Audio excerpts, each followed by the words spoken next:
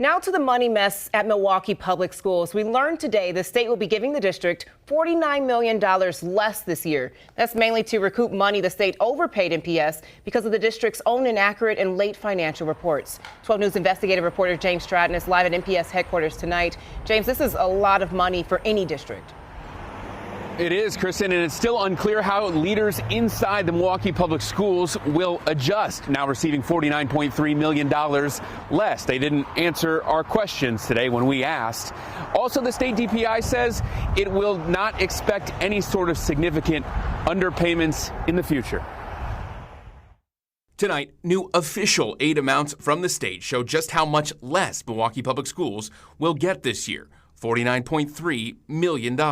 Their problem is getting the system act together. Alan Borsick is a senior fellow at Marquette University Law School, specializing in education, who covered MPS for decades with the Journal Sentinel. What is $49 million to the Milwaukee Public School District? Well, I think as a rule of thumb, it costs about $100,000 to field a teacher for the year. That includes salary, fringe benefits, and other things. So $7 million would be 70 teachers. $49 million would be almost 500 teachers. Here's the breakdown of that $49.3 million. The majority, $42.6 million, is overpayments the state made to MPS because of the district's accounting errors, which surfaced last spring. This summer, the superintendent resigned. Much of the finance department has since been overhauled. The Department of Public Instruction says it recouped the nearly $43 million in September. The remaining $6.6 million is due to changes in the number of students, new financial data, and property values. Roughly $7 million is due largely to declining enrollment. The district did not answer questions from 12 News about how it will adjust for the loss of the $49 million.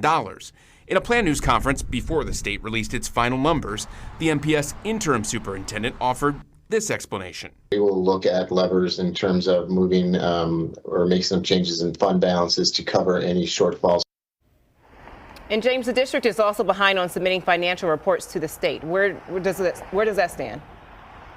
It is, Kristen. Yesterday, we heard DPI and MPS saying that they expect those to be submitted by Thanksgiving, roughly a year past the actual deadline and weeks after the deadline that the two agreed to, which was the end of September. Meantime, the district is also working on next year's numbers as well, hoping to get those in as well. DPI tells 12 News today that the numbers to get to the aid payments that were released today, that it has confidence in them, and again, that it doesn't expect any sort of overpayment in the future. And hopefully they get those in on time. James Stratton reporting live at MPS headquarters. Thank you.